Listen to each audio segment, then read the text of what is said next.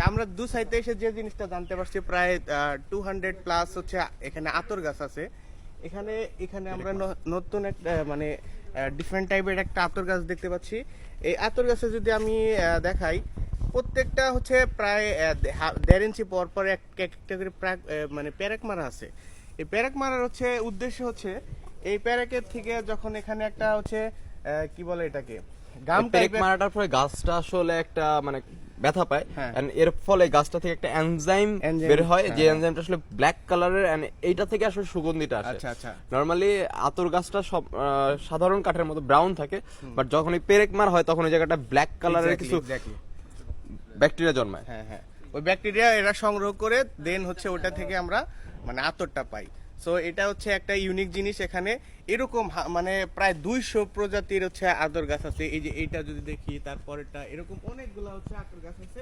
আমরা অন্য কোনো জিনিস এখন